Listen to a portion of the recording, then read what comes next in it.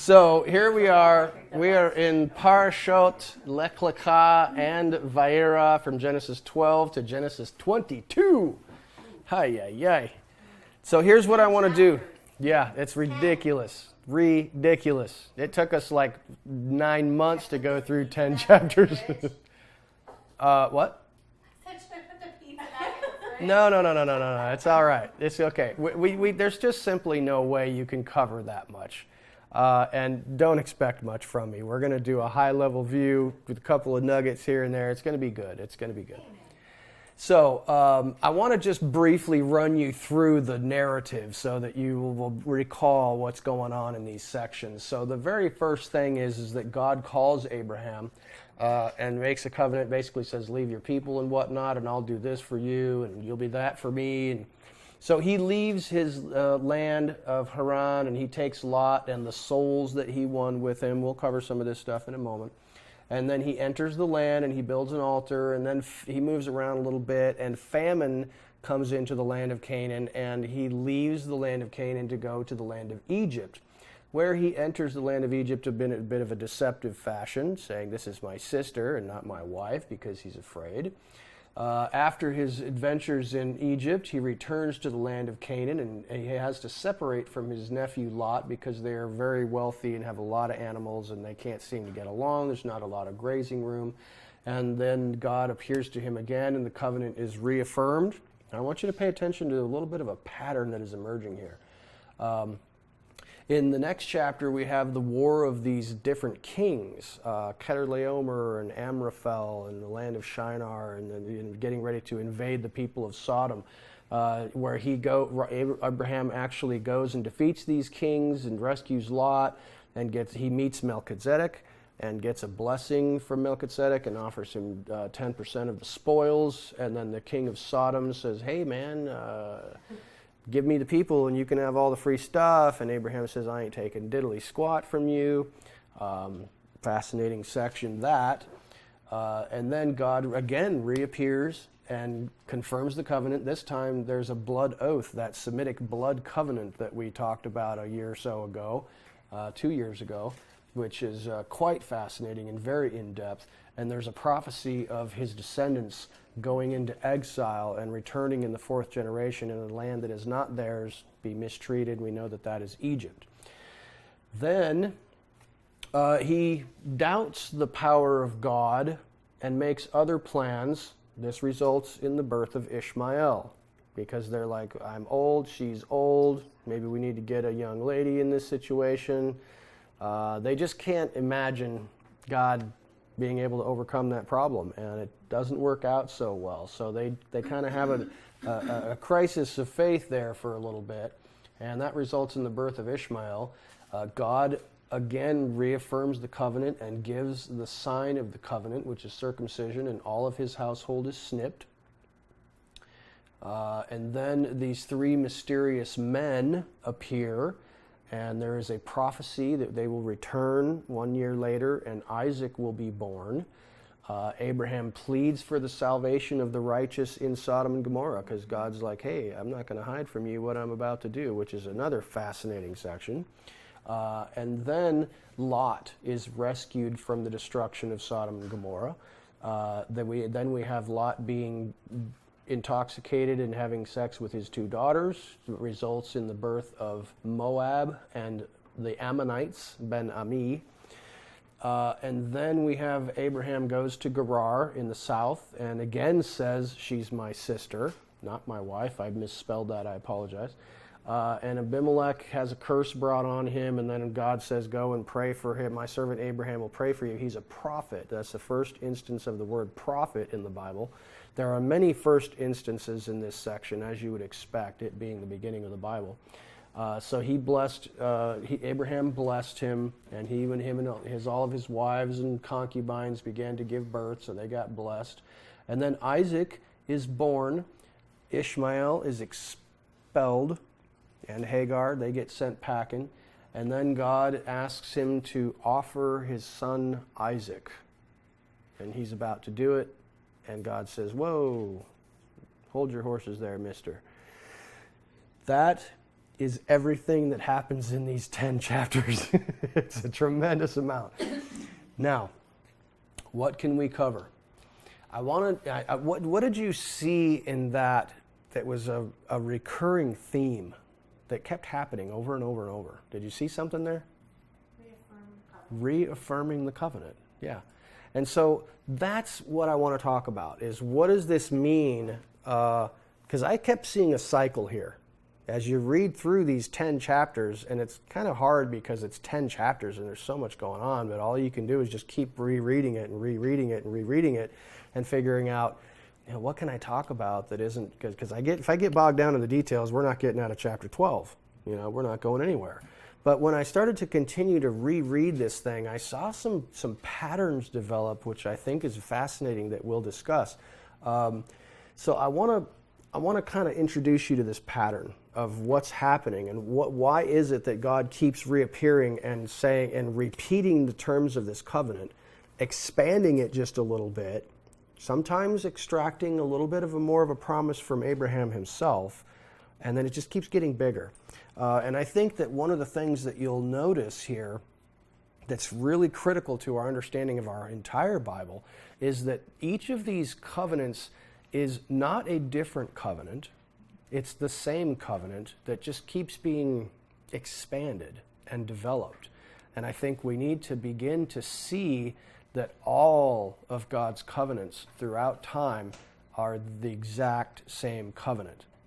Everything is the same covenant. It's just been building and growing and having things attached to it and new promises, new developments, new responsibilities for each party.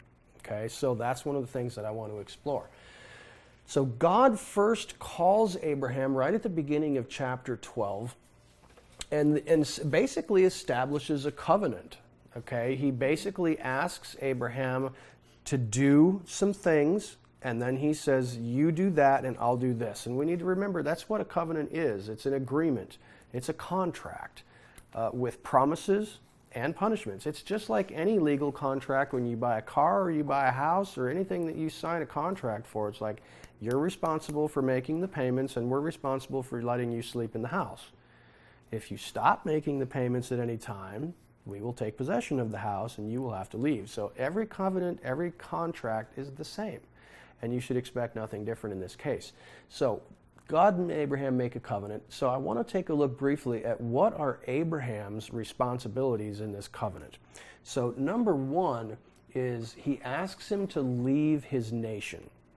Now that's, bless you, that's a significant thing that I think we can sometimes get disconnected from the, bless you twice, the import of this in our own modern culture, okay? Because we say, well, leave your nation. Well, what does that mean for us? Where are you going to go?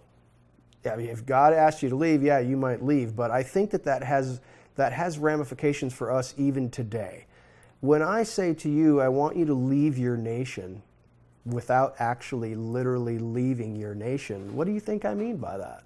Because I think that that's what is something that we need to be focused on today. Culture? Yes, it absolutely can be culture. And I've mentioned this to you, I think, previously, where if I were to extrapolate from this and say that we all need to leave our nation, is America is not what it used to be, folks. And it's going down the tubes. And God's going to destroy it. And to the extent that you have your hands attached to something that might become an idol, it will be destroyed and you'll be hurt. If you're holding on to something too tightly and he's determined to get it out of your hands, you're going to get hurt.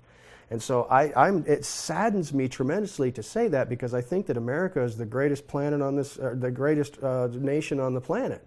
There's no place better. And yet, can we put our trust in this place? No. We absolutely cannot. We never should have, but we did for a long time. And what does it mean for us now to leave our nation? It means to stop being attached to what happens here. It doesn't matter if Trump is kicked out of the office. Should you vote? Of course you should. Should you care about what happens? Should you pray about what happens? Absolutely you should. Should you be involved but not attached? Yes, you should. You should not allow politics to get your blood pressure up.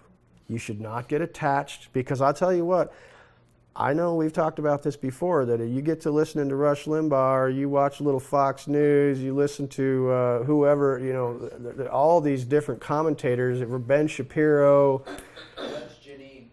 Judge Janine, yeah, absolutely. There's so many people that you can listen to, but what they're not going to strengthen your heart.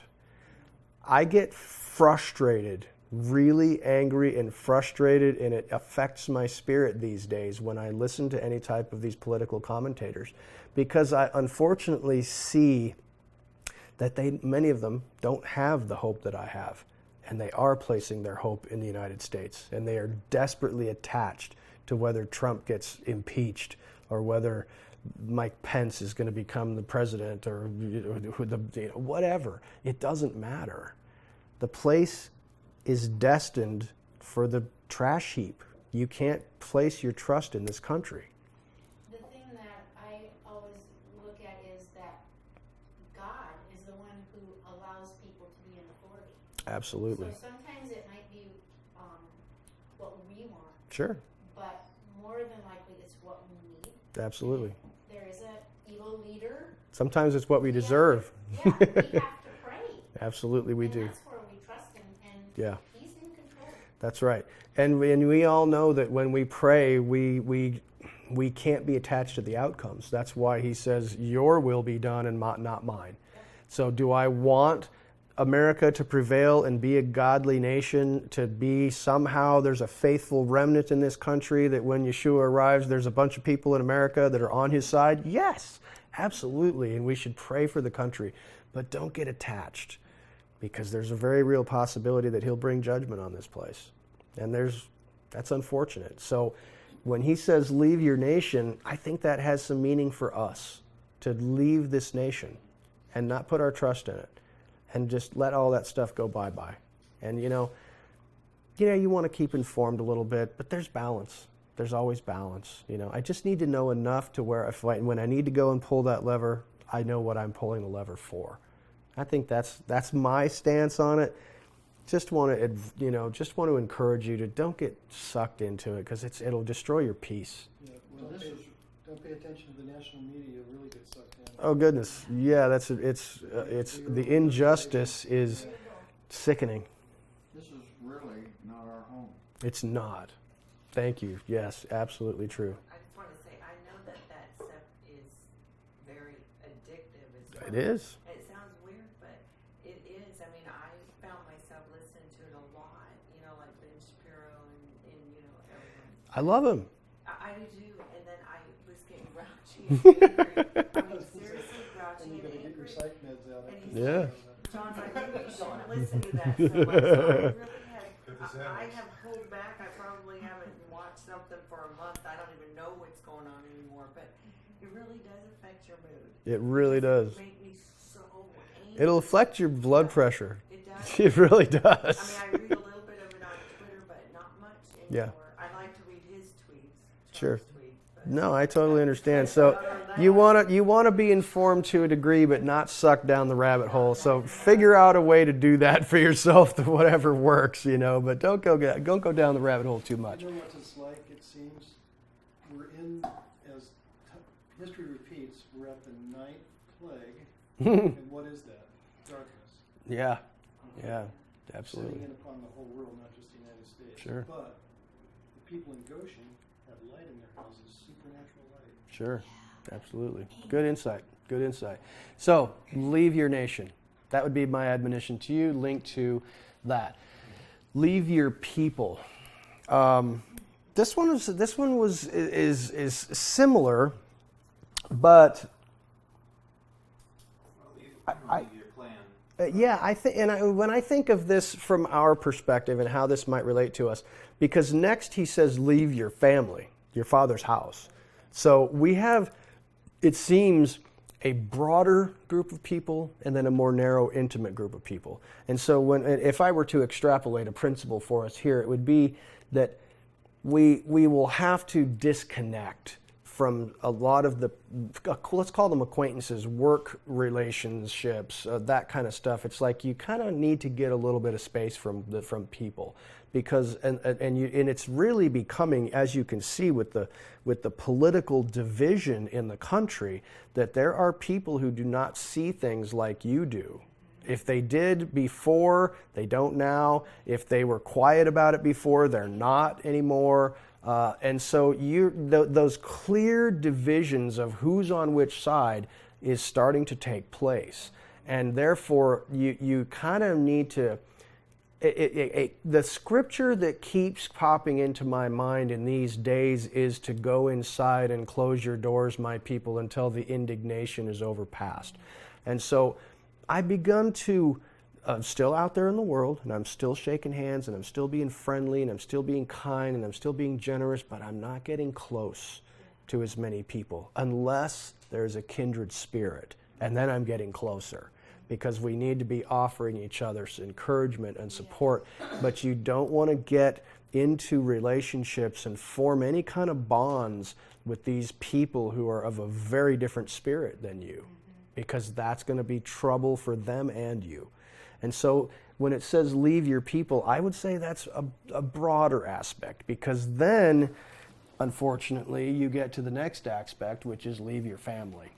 And that's the hardest one, because these are the people who know you. But you know what? That's what makes it hard, is that these are the people, when you begin to get some of the negative influences out of your life and begin to walk with God, they're the ones who are going to attack directly, because they know you.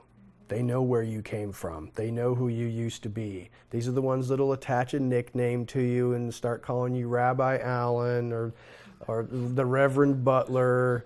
Yeah, absolutely. So I have experienced it, and I know, I saw it with my own father. And that was 30 years ago, when he separated from his family and began to take us to church and try to live a different way. The family members derisively called him the Reverend Butler. And so now they think I'm a Jew or something, so they call me Rabbi Butler. It's funny how history repeats itself in that way. And so, unfortunately, it is straight up mockery. You're going to get better treatment from the world than your family. Yeah. It's when you start trying to separate yourself from the culture and stuff, because they know you how you used to be. They know everything you've ever done, and boy, let me tell you, they would delight to tell your children everything you've ever done. That's what family does. You get it. They see this as, oh, you've suddenly become holier than us, huh? That ain't comfortable for anybody. And so, but you know what? That's the most difficult relationships to sever. And I don't advocate that they need to be completely severed. They need to be minimized, unfortunately. In my experience, sometimes you just need to minimize those things. You still, no. Well, if you don't minimize them, they will be minimized on their end anyway. And the scripture says that those who are in darkness are made uncomfortable. That's correct. Yeah, absolutely. Absolutely. But I think it's important to mention in all of these cases that there's no attitude of being a hoity-toity or actually putting off an attitude of better than thou or holier than thou or nothing. It's still loving and kindness and delighted to see you and just genuine love and friendship, but not being connected. We have to disconnect. Just from personal experience, like the Lord told us to go, and it's not that you knew what was going to happen. Yeah. So you couldn't, not that I would, you couldn't flaunt it. You couldn't go, Sure. You just kind of go, okay, we're leaving, And that's incredibly painful. Odd about doing it. Sure. But, you just do it, and the Lord is Yep. faithful to show you the why. Absolutely. It's incredibly uncomfortable. It's very painful. But I think that's when the relationships that you form with people who are of a kindred spirit become that much more important. And that's why I am trying to always encourage people to form those relationships that are going to mean something to you, where you can reach out by text or by phone to one of the people in this community, of faith community here, and say, pray for me, or I need to talk, or let's chat. we need to be connected to people who do share our values and our ideas, because otherwise we're just going to feel alone, you know. And there's too much of that going on in the mainstream church anywhere, where you don't really know the people that you're going to church with. Let's make sure that doesn't happen to us, you know, that we actually try to encourage and support and help each other. So this is what Abraham is asked to do, is to leave his nation and his people and his family. And you notice how it goes from really big to smaller and more intimate to smaller and more intimate. And then he says, to a land that I will show you. You notice that he doesn't actually identify that land. And what do you make of that? Yes, Aunt June? You have to trust him that where he's going to lead you, you make sure you're going to go no matter where it is. Exactly. And that's a critical thing, because it occurred to me as I was looking at this that, you know, we have these great hopes about a future. We have a great hope for a future, for a resurrection, for a kingdom. But you know what? We have very little details about what this is. We all have this great hope because all we're thinking is, he's going to show us. We don't know exactly what it is. Harps and clouds. So that's why our ideas regarding the afterlife and what is this kingdom are all over the map with so many different ideas, is because there are so many ideas. It's poorly defined, and it's poorly defined for a reason, I think.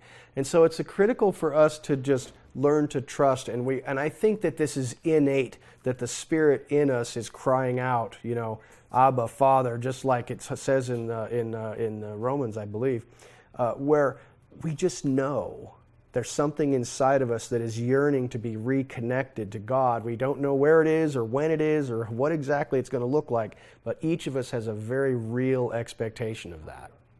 And so it's the same thing here that he's saying to Abraham, go to a land that I will show you.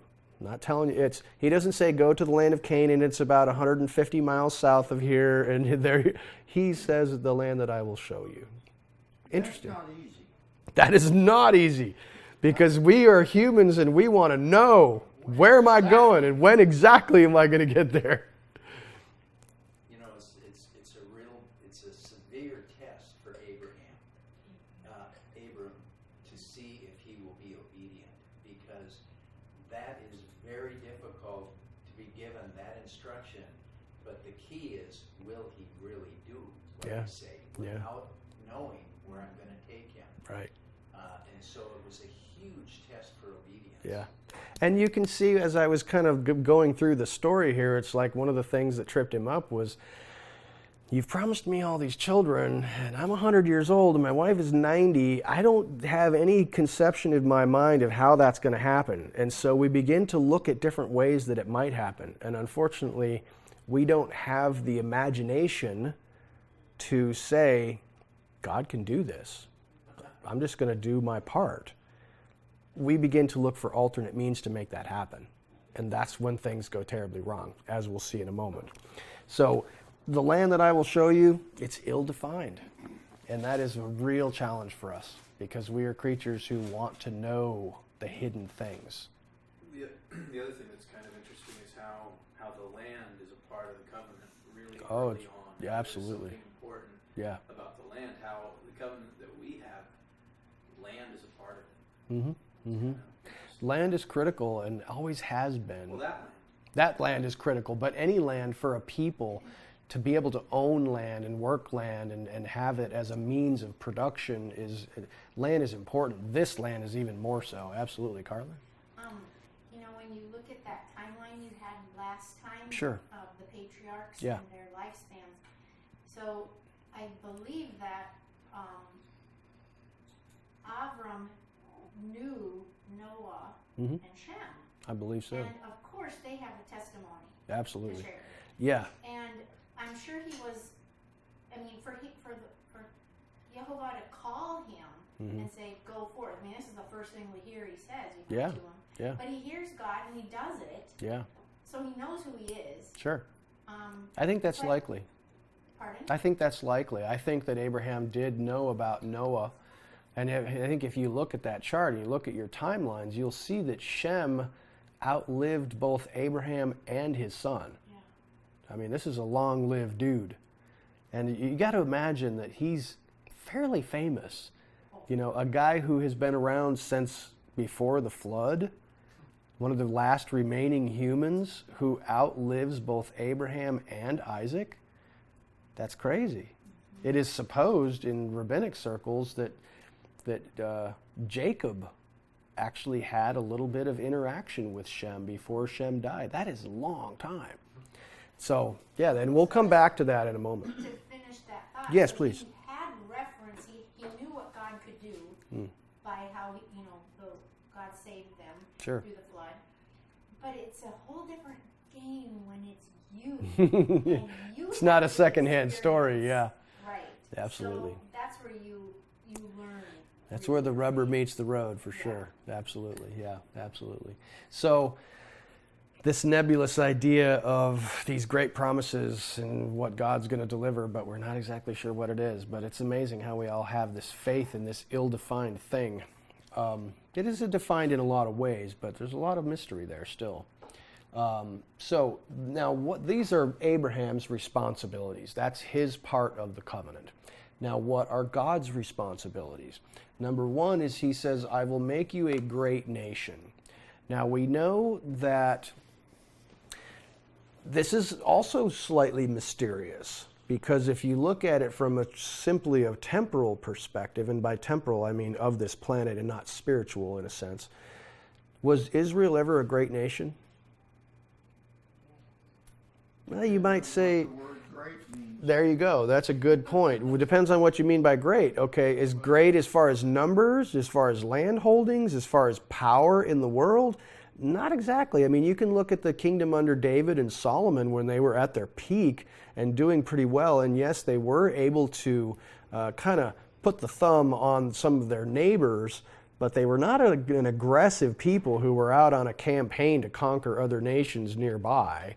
And at the time of Abraham, or at the time of David and Solomon, there were other very large empires in the world who were much bigger than Israel. And so when you say, what does great mean? That's when you have to kind of look at some alternate things. Now, could that be talking about something different? Okay, it certainly could be. Remember, there are 12 tribes. The world over the last 2,500 years has really only known about 2 of those 12 tribes. So what happened to those other 10 tribes? Well, according to some of the prophecies that you'll see at the end of this book that we're studying right now, there's a very real likelihood that some of those tribes became great nations. You might be sitting in one of them today, for all I know. Or the only people still living on the planet are all the 12 tribes. It's certainly possible that when he says, I will make you a great nation and expand you, sand of the sea, stars of the heavens, he wasn't kidding. Well, that's That- the thing we ask what does he mean by great nation. He goes on to define it kind of as many descendants as the stars in the sky, and so he is at least talking Right. literally about Yeah. people. And when Joseph, separates from his brothers in Egypt, and he has these kids called the fullness of the Gentiles, and it gets a little mysterious here, to where you almost get the idea that some of these 12 tribes became something completely different, which seems potentially likely. Could also be talking about when the Messiah comes to the planet and all of the people that have been grafted into Israel, this whole one nation is ruling the entire planet. Could be a prophecy of the future. Could be great in the sense of spiritual greatness. There's so many different interpretations here. But if you're looking at it from a strictly temporal perspective, it's not exactly. And it makes you wonder, what is Abraham and how does Abraham interpret this? Not really sure. But were they great? Absolutely. Carla, and then... Well, we talked about leave your nation, Yeah. and then up above, and then make you a great nation. Yes. So, I know I tend to think territory, Sure. but what if it's I'll make you a great culture, or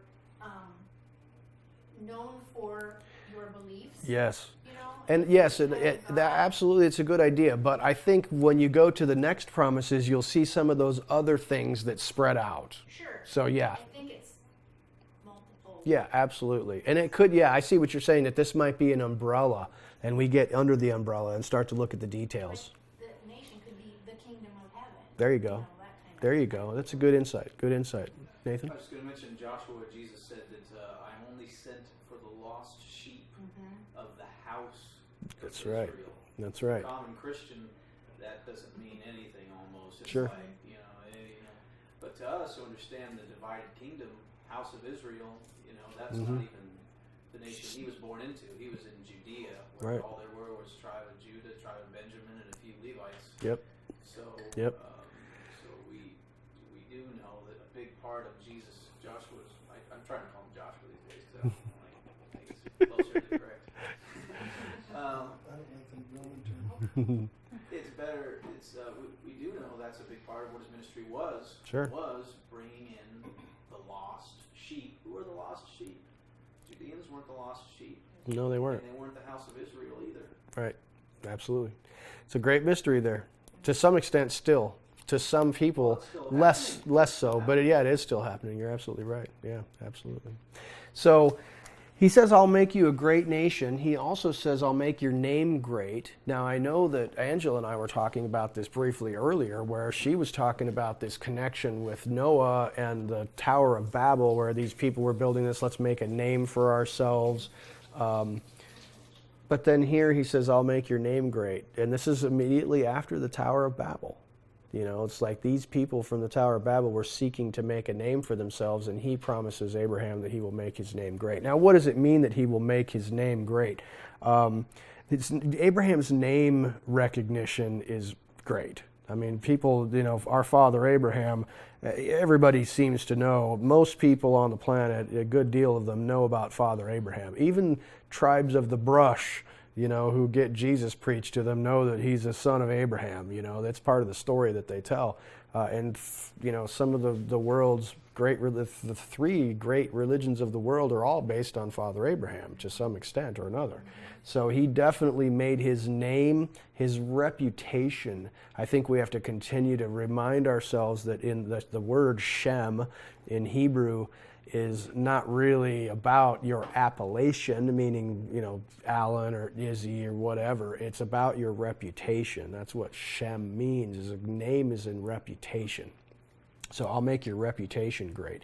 So he definitely had a great name and reputation. You will be a blessing. Now this is where you're starting to drill down a little bit, and I think that you can see that not only was Abraham a tremendous blessing to the people around him, unless you mistreated him and his family, then he could be a great curse to you, but we'll get into that in a moment. But you will be a blessing. And I think that Abraham, as the progenitor of the people of God and the principles that they put out into the world, the impact simply cannot be overstated. The principles and the ethics and the morals and the true spiritual guidance that has been provided through Abraham's family to this planet has changed everything. It has literally changed everything. So I think you cannot possibly go wrong in saying that Abraham and his family have been a blessing to this planet. I mean, you can see some of these cool little memes or something that they publish or that you see in talk radio or something every once in a while regarding the contribution of just the Jewish people to the planet in the last 50 years has just been tremendous. It's like, look at Nobel Prizes in mathematics and literature and all these other areas. It's almost preponderantly so Jewish, which is just weird because they're such a fractional minority on this planet that it's.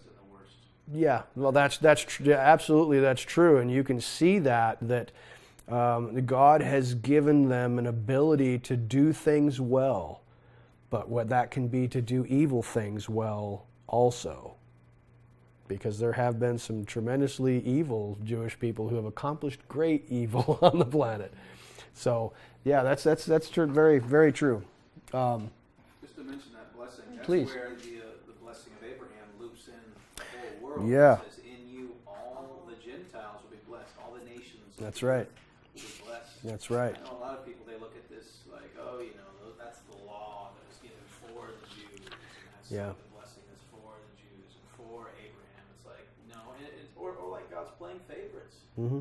You know, Mm-hmm. it's like, no, God just chose Abraham and those people as a conduit to bless everyone. Yeah, absolutely. They're just conduits. That's a great way to look at it. Absolutely. Alan? Yes, I just wanna- please do. This is kind of a minute thing, but they said that I've heard comment that if you can look at the country of Israel from space, it's very prosperous, it's green, you can tell it's doing extremely well. Mm-hmm. And everything surrounding it in the Middle East is Dead and dying. Yeah. You know, it's terrible. Yeah. And so that would indicate why you think that's just coincidence that this little piece of real estate is doing so well Yeah. when it's surrounded by desolation. Yeah.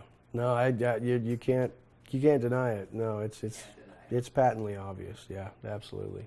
So now we get into, some of the things that have to go sideways regarding Abraham's family, and it says here that he will bless those who bless you. This is a slightly ill-defined spiritual principle in Scripture, but can also sometimes be temporal. For example, with Lot, for example, Abraham was both a temporal and a spiritual blessing to Lot in Lot's life. For others, like Laban, Jacob was only a temporal blessing to Laban and not a spiritual blessing. So those who bless Abraham will be blessed. You think of Joseph working in the house of Potiphar, and everything that he touches turns to gold, so to speak. So, and those who bless you will be blessed. And I think you should expect that in your own life. I think because and that's one of the things I wanted to mention here is, there are certain things here that we can extrapolate into our own lives and our own influence. There are certain things that we cannot and should not, because it's just not, it doesn't really apply. Like, you can't say that God is going to make Abraham's name great, therefore God is going to make my name great. It just doesn't play out that way. But can we take certain of these principles and say that people who bless you will be blessed? I think so. I do. I think so. I'd like to think that because my calling vocationally with my job is to look after the interests of others instead of just my own, right? So I'm in sales kind of, so I go out there and I say, I want to sell you my services. If I'm only concerned with taking your money and not really providing a great service, then I'm not being a blessing to others. I'm just taking from them, okay? But if I try to do my job diligently and I'm genuinely interested in my genuine interest is to serve your needs, then you becoming acquainted with me, you should be blessed. And part of that is going to be spiritual, that God is going to bless, but part of it should be you. When Yeshua said, your will be done on the earth as it is in heaven, I don't think he was talking about some ephemeral statement saying, God, we want your will to be done down here. Saying, empower me to do your will down here. I'll be the agent of doing your will down here, just like it is up there. And so we have a hand to play in that, in being a blessing to others so that they can be blessed through us. He will bless those who bless us. Angela? When you have a minute, I wanted to say something. I needed like 3 minutes. Oh boy. Give me a second, and there's a good break point here in just a sec. Thank you. About Abraham and Lot. Okay, yeah, perfect. And thank you, and I will bring it up at that appropriate point. So, now, interesting thing is that we have often read in our Bibles, in our translation, that says, I'll bless those who bless you, and those who curse you, I will curse. But that's not actually what it says. It says, those who make light of you or treat you lightly, I will curse. That's a fascinating way of phrasing it. If you look in your Hebrew text, that's literally what it says. Those who treat you lightly. Now, what does it mean to be treated lightly? It means to be treated with contempt, disrespect, treat as though you're not terribly important, your opinion doesn't matter. That's what it means to treat lightly. And he literally is saying, people who treat you in such a way that what you have to say, who you are, doesn't really matter, I will curse. That's quite a bit different than saying those who curse you, I will curse. So are there 2 different words there then? Hebrew words? Uh, For them to translate it those who curse you, I will curse. Mm-hmm. So curse and curse, I would think would be the same, but now this is saying. No, Yeah, that's so when we were doing the curse your mother and father thing, it was you treat your mother and father lightly, mm-hmm. and then they use the other word for what God will do to you. It was like, ooh, that's when I was like, Yeah. So no, there's definitely different words here. He says, So they're two different? yeah, there's one that's like to just disregard, and then there's Right. one where you're like, Yeah. yes, absolutely. Yeah. So there's definitely two different words at play here. One is actual cursing. This word, yeah, I don't remember what that one is, but this one is actually halal. Q-A. look up the verse about curse your mother and father, I will curse, that you'll see the two different. Yeah, if somebody wants to go to Exodus chapter 20, you'll see the Ten Commandments. Or no, that's in the Ten Commandments, doesn't have that. Well, you should be able to see it in this same thing. Arar is the Hebrew word for curse. Excuse me, I apologize. It's in the same verse here. It's in Genesis 12, chapter 12, verse 3. So this is the word that he says, anyone who treats you halal, which means to be slight, trifling, of little account, not important. How do you spell that? Well, it's actually cough, Q-A-L-A-L. Halal. And then curse is arar, which is aleph, resh, resh. What that means to be cursed, to have a curse upon you, lay under a curse, put under a curse, be cursed. So those are two different things. He says the one who treats you as though you don't matter, treats you with disrespect, will be cursed. That's It's interesting because this is another part of the covenant that doesn't really have to do with Abraham. He doesn't say, I will bless those that you bless. That's I will right. curse those that you curse. Absolutely. It's saying anybody on the outside, any of these, Yep. Yep. these nations God did not choose. Right. If they choose to bless Abraham, they'll be God blessed. will bless them. So it's Yep. kind of like this is a blessing to the other nations. Absolutely. Absolutely it is. Yeah, Abraham doesn't really have any influence on this. This is all God. Absolutely. So, it's quite fascinating to me.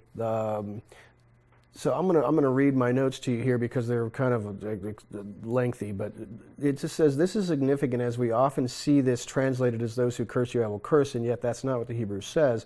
It literally says those who treat you lightly will be cursed. It seems to be indicating that those who don't treat you with the proper deference and respect will be cursed.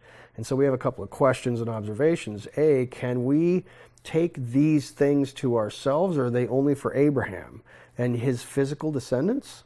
His spiritual offspring? What does it mean to treat lightly? What blessings can others expect from our association? What curses can they expect from treating us lightly? If that can be extrapolated to us.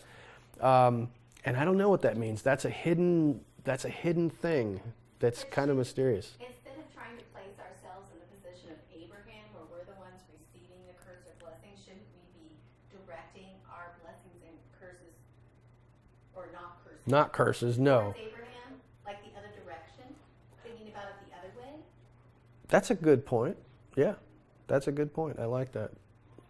Well, I take it as we all get hooked into what people think of us. Sure. And I read a little thing that said, what people think of you is none of your business. That's a good point. Yes, it is. And here, it's God's responsibility Right. to treat those that don't treat us, That's right. not ours.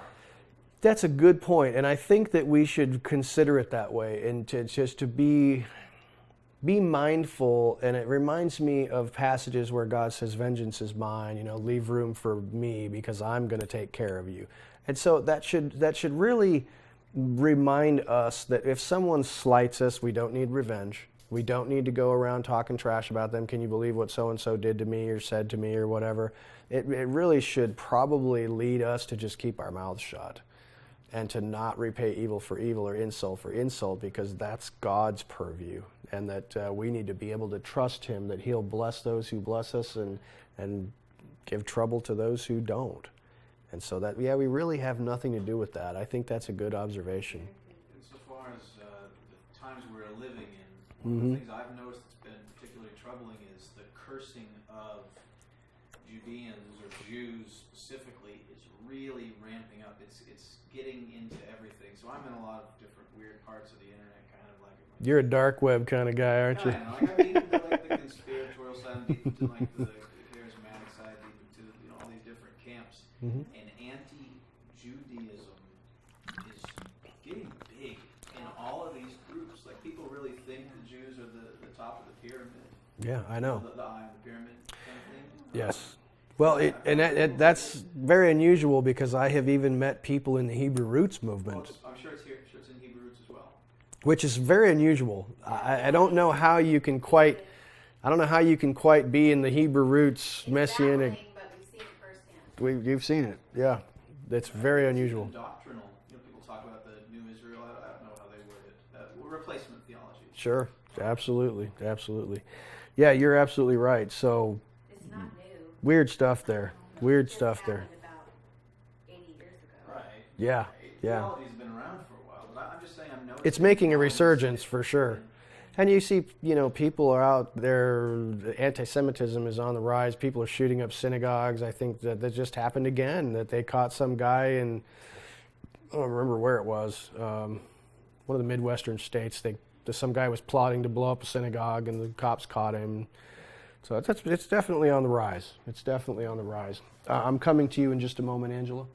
And in you and in your seed, all the families of the earth will be blessed. And here I think we're talking about, this is one of the first references to Messiah, Yeshua. And Paul reminds us that when it says seed, it's singular and not plural. So that this is a direct reference to the Messiah, and that all the families of the earth will be blessed by him. And there's just so many ways that is true, both temporally and spiritually. That this is his descendants and his seed is going to be a tremendous blessing to the entire planet. And then we have patterns in Abraham's life, and this is where I want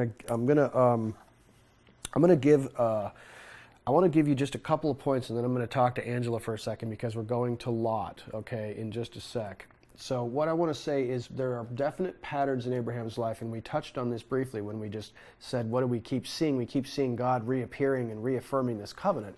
And what are these patterns that keep happening? Well, the first thing that happens is that there's some type of a communion with God. God appears to Abraham or speaks to Abraham and establishes this covenant. This is like the launching off point. And in every single instance that I found, it was the exact same thing. This was a cycle that just keeps repeating and repeating and repeating. God communes with him and says, I want you to leave your father's house and your nation and your people and go to this land that I will show you, and makes all these great promises. And what's the very next thing that happens? Testing. Do you trust me? Okay, and you can see what happens. The very first thing is that a famine appears in the land. Now, did God allow a famine?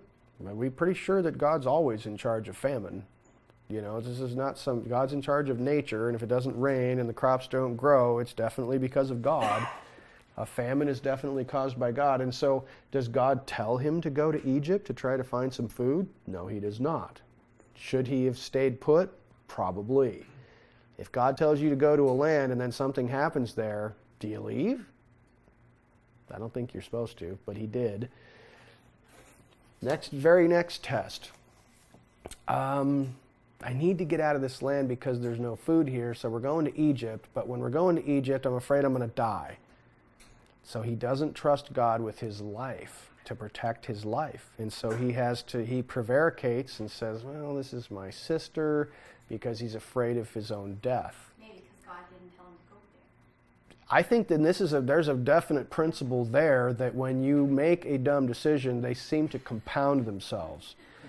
That when you get off on the wrong track, there's a real good chance that you're going to make other stupid decisions, either trying to continue on that path that you've chosen or trying to get back on the right path. They do seem to compound. The issues seem to compound. Then when he does go back to the land, he has strife between himself and his family member, his one remaining family member that he took with him.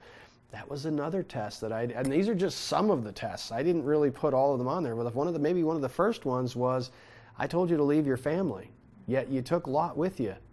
Did he mean for him to take Lot with him? I don't know, and that's a tough question because Lot is very challenging. I mean, you kind of see Lot, what he does and the things he behaves like an unsaved person.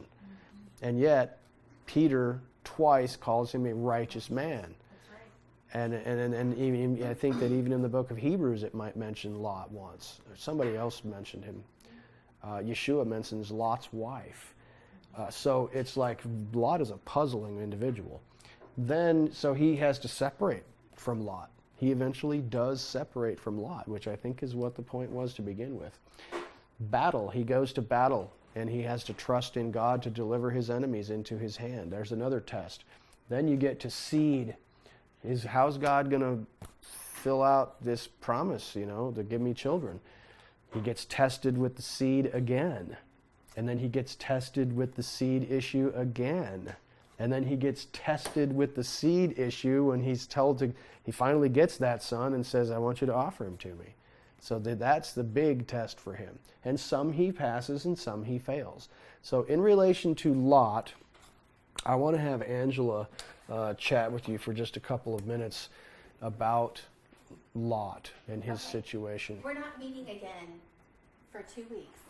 So this is your Torah portion, and you've got to read through here, and here's some fun stuff to do with it. Okay? We see these things happening more than once. Okay, there's a lot of pairs in here. So I have pairs to compare. Okay? I want you to compare the first time he said, she's my sister, that story, to the second time he said, she's my sister. What's the same and what's different about those two? And then really think hard and try to figure out, what does that mean? Because those two accounts were put in there for a reason, and the similarities and the differences are there to teach you something that the text did not explicitly say. Okay, that's when you put on your snorkeling gear and you go below the surface and you try to figure it out. 2 times Lot was rescued. I want you to compare the first time when Abraham rescued him, the Battle of the 5 Kings, to the second time when the angels pull him out of Sodom before it's destroyed. Those 2 rescues. Okay? 2 times children are offered up. Okay, we know Isaac is offered up right at the end of our section. What's the other time? You remember? Anyone? Think.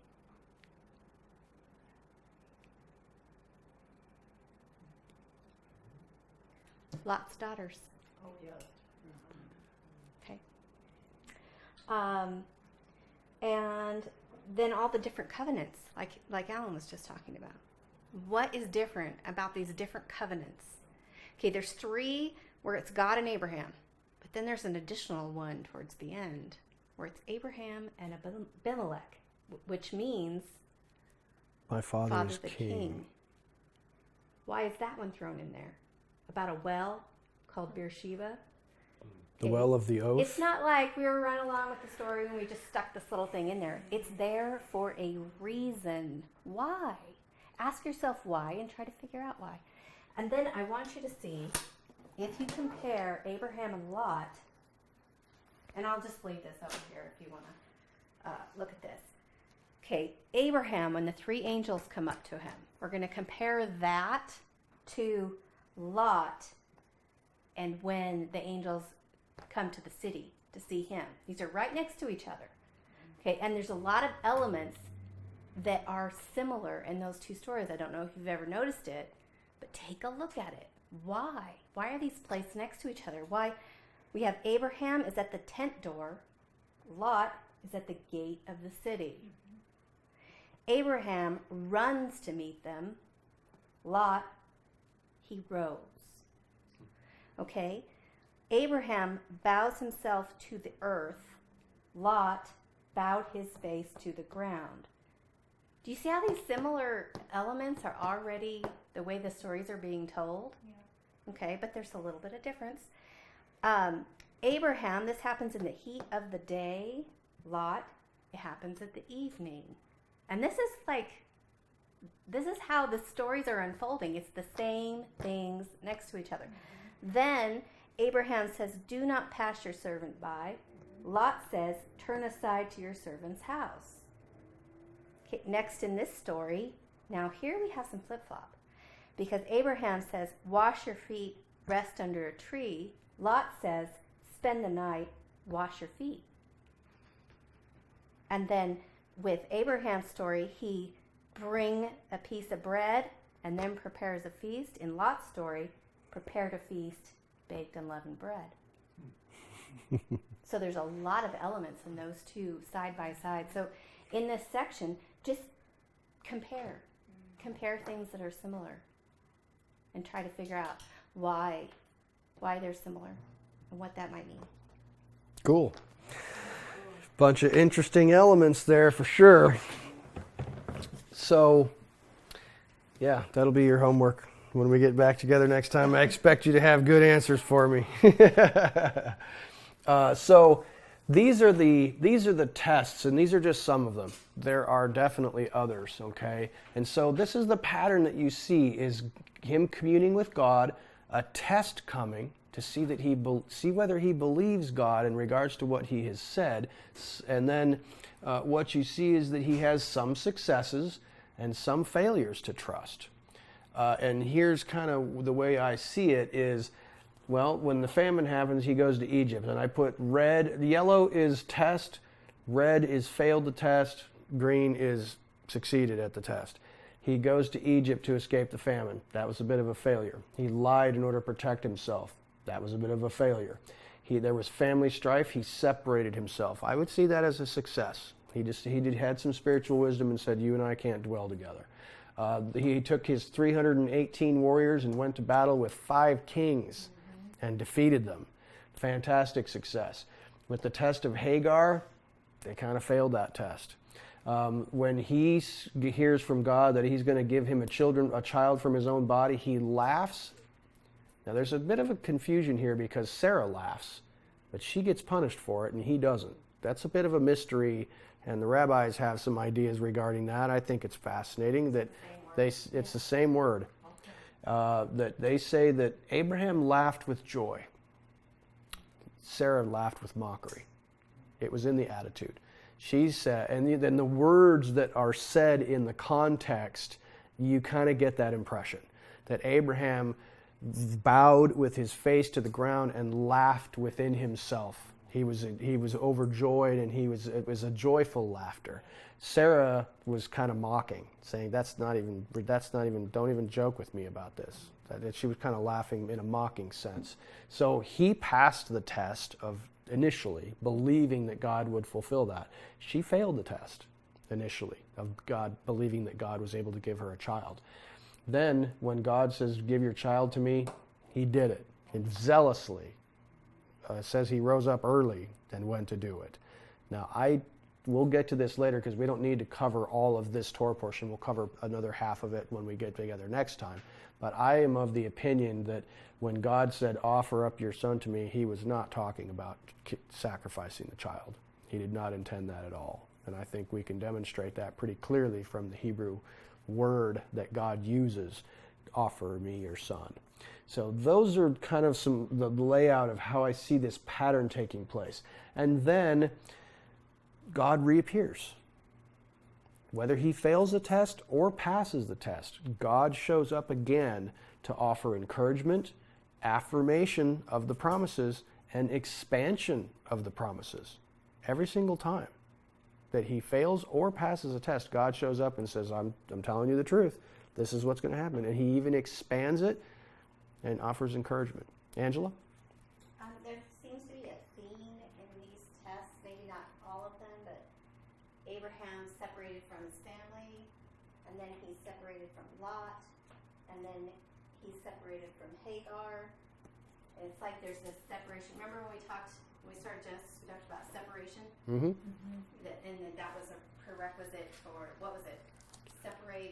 Separate in order to bring back together. And then multiply? Yeah. Okay, so there's separation. And what's interesting is in the middle of all of this stuff, Abraham is separated circumcision thing is in the center of this Yeah. stuff. Good insight. So maybe all these are pictures of being separated from the blockage. Good insight. Yeah, and it wouldn't surprise me at all to find that there's a big old chiastic structure here with circumcision right in the center. Two rescues. Yeah. There's a chiasm in there. I just can't find it. Yeah, it wouldn't surprise me at all. That might be something to look at for yourselves, that you'll find a gigantic chiasm here in these 10 chapters with the issue of circumcision and removing that blockage, that spiritual blockage right in the center of it. It wouldn't surprise me in the least. So there you have that. Now, these are some of the patterns of God's response. You know, the patterns develop in God's response, and one of the things is, well, you can see the promises that God made are being carried out. When Pharaoh somehow mistreats Abraham, through the fear of his life, he has to lie and say, Sarah's my sister. Now, Pharaoh does take Sarah into his house. He says, I don't. There's speculation that he actually violated her. We don't know, but I mean, you never know. But what did God do? He struck Pharaoh's entire house with plagues. And how did Pharaoh know? How did Pharaoh know that Sarah was Abraham's wife? I think because he used his wizards or whatever to gain insight into what was happening. And he found out this is not this dude's sister, it's his wife. And it's because of him that these things are happening to me. Now, I'm fairly confident that scared the crap out of him. And that's why it's possible that she also spilled the beans, and, you know, when he was like, man, things are going wrong, he's like, yeah, it's kind of my fault. It's possible. Angela? And this Pharaoh let her go after one plague. That's true. And that's a whole separate issue, and I think we talked about that last time, is that this whole episode of them in Egypt is a microcosm picture of the whole Exodus pattern. It's identical. And what you read in Revelation might be a further expansion. There you go. of the Exodus pattern. Absolutely. This might be your baby seed. Yes. The Exodus from Egypt might be your little Bigger. sprout, Sure. and then Revelation might actually be your plant. Absolutely. So That's it's important to put these things together. That's a great piece of wisdom if you're a prophecy buff. You know, begin to connect those dots, because you start looking at the plagues of Egypt, starting off with this little seed of a plague against Pharaoh that expands into these 10 plagues against Pharaoh, that expands to the great end time plagues that God brings on the whole earth. It's all the same thing, just getting bigger and bigger. And so Pharaoh gets struck and he lets Abraham go. I think he was scared. If the God of this guy is plaguing my entire household because I have his wife that I thought was his sister, I'm going to let him have all the free stuff that I gave him, and I'm sending him packing. I don't want anything to do with this guy. So that Pharaoh was wiser than the previous one, or the one that we... They still left with lots of stuff. So the story is remarkably similar. And then God sustained Abraham in the land of Canaan upon his return. It doesn't tell us that the famine, happened. And I think I'm going to take this opportunity to tell you to remember that it's, and I've said this to you before, remember that how long did Abraham live? Anybody remember? No, Abraham. 122? Okay. I thought it was a little longer than that, but it may not be.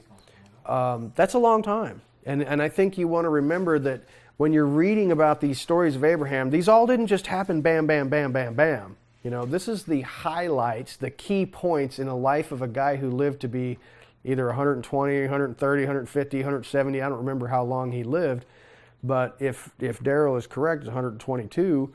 That's a long life. And we're just getting some vignettes of what happened in his life. So this is not a guy who just heard from God every Tuesday. Every couple of weeks God would show up. We know for a fact that there's a period in his life where it seems to suggest strongly that he had no interaction with God for like 13 years. Mm-hmm. That God showed up and spoke to him, and there was a great experience, and then he didn't hear from God again for like 13 years that we know of. We are not patient like that. No, we're not. A few weeks without some kind of feeling. Sure. Absolutely, and you got to remember that this is the highlights of this guy's life, and it's all just compressed into this short narrative to kind of give you an impression regarding this guy and what God was doing with him. You can't extrapolate all this data and say, well, that should be happening to me. I'm only 40 years old, and I haven't had anything, so just be a little more circumspect. Where does God enter his life? How old was he at the first encounter? He was like 70. He was 75. 75, yeah. Moses, for instance. Well, Moses doesn't encounter God until the burning bush. He's an adult. He's gone and had children in Midian. Yeah, absolutely. So he's almost, as far as the tradition is, that he was in the land of Midian when he was sometime between 60 and 80. That's a long time.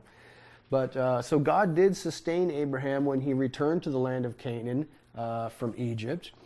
He gave Abraham a great victory over his enemies. So these are just vignettes of God keeping his promises. You can see Abraham sometimes keeping his promises, and you can see God every time keeping his promises. This is the important point to take away from it here. And that's encouraging to me for a couple of reasons. A, I'm not always faithful.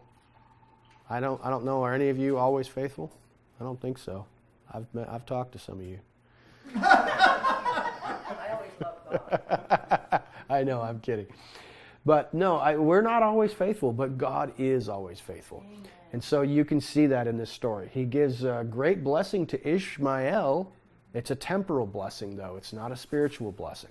It says he'll be a great many people and he'll be wealthy, 12 princes. So yeah, you can see that carrying down through history, that the people who are descended through Ishmael are blessed in many ways, but not seemingly spiritually. Angela?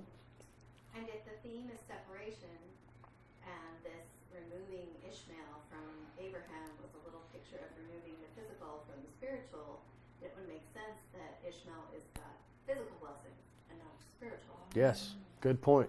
Excellent point. That Ishmael would naturally take natural blessings and not spiritual blessings because he was separated from that. Absolutely. Now here's an interesting thing. Hagar is the first person to treat lightly a member of Abraham's family. That word halal that I mentioned to you, the very next time that word is used is when Hagar saw that she was pregnant, she treated lightly Sarah. Now, and what happens with Hagar? She's expelled from the family. Because of her mistreatment of Sarah, Sarah gets really upset with her and says, get her out of here. And God says, listen to the voice of your wife. It's a very interesting thing, because we hear only 2 times that phrase said. Abraham listened to the voice of his wife regarding taking Hagar in the first place. And then when Hagar treats Sarah lightly, she says, get her out of here. And God appears and says, listen to the voice of your wife. It's quite fascinating. So in regards to being a blessing and a curse to Abraham and to those around him, it's a mixed bag, I would say, regarding those who are close to Abraham. Like Hagar treated lightly Sarah. She still got what appears to be a curse to me. Lot, for example, was he a blessing to Abram? Sometimes. Sometimes he was a bit of a stumbling block, I think, to Abram. Did he receive blessings? Somewhat yes, somewhat no. You know, it's interesting too that when you look in the book of the Revelation, what are the 2 kingdoms that escape from the hand of the Antichrist? Do you remember that it says that that there's a great persecution and that the Antichrist is searching around and trying to dominate everybody? There are 2 kingdoms that escape from his grasp. It's those 2, Moab and Ammon, I believe. Double check that. It's a very unusual thing. It's a very unusual thing. But you can see the faithfulness of God, and God does introduce the idea of being cut off. Because he says when he introduces the circumcision aspect that anybody who doesn't want to join in this covenant and fails to adopt the sign of the covenant will be cut off from your people. That's a voluntary thing. That's a voluntary thing. I don't want anything to do with your people. Well, then you are removed from the covenant. And we see examples of this, especially with Ishmael. And we see it also with Esau. So, God is faithful. These are the patterns in God's responses to his promises. He does exactly what he says he's going to do. And so in summary, I would say that God is very gracious, but inevitably punishments must come if you continue to resist him. That graciousness and that patience and that long suffering does have a terminus. It does have an end point. That you can't continue to stick your thumb in God's eye forever, because he will eventually say, okay, I have tried with you repeatedly, but you refused. We should work out our salvation with fear and trembling, therefore, to remember these things. And remember that some of these things that we have talked about are only temporal blessings. They're not spiritual blessings. Spiritual blessings are a bit harder to put your thumb on, put your finger on and identify what they are. But I want to bring to your attention one thing before we wrap this up. One is that anything that you want in your life, if you're in marketing or sales or anything like that, you might have heard the expression, what is your why? Have you ever heard that before? It's like determining some goal that I have for myself or something that I want for myself, and you ask yourself, why? Why do I want that thing? And if you dig deeper and deeper into that why, you'll come to the spiritual root of all of your temporal issues in your life. And I've put up a couple of examples here.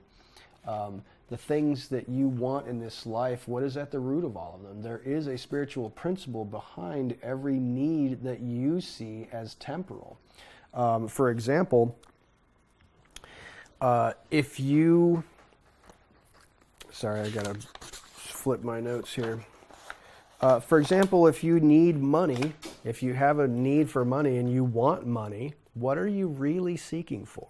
Why do you want or need money?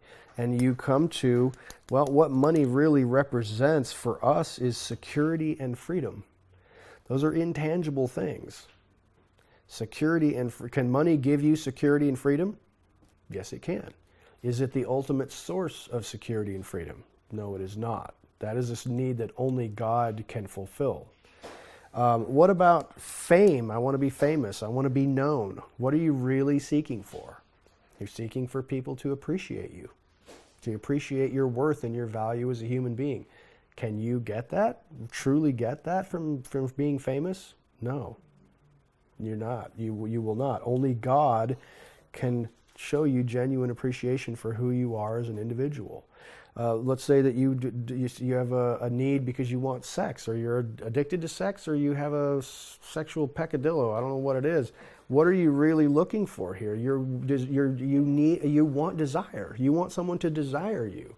That's an intangible thing that only God can fulfill, truly. Money, drugs, drinking, what you're really seeking for is peace that only God can give you.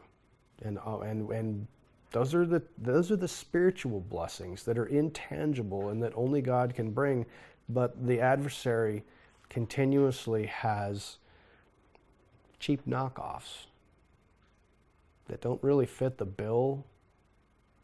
So, let God be true and every man found a liar. So, trust in God, separate yourself, and He'll multiply you and make you a blessing. May He bless you. Let's pray.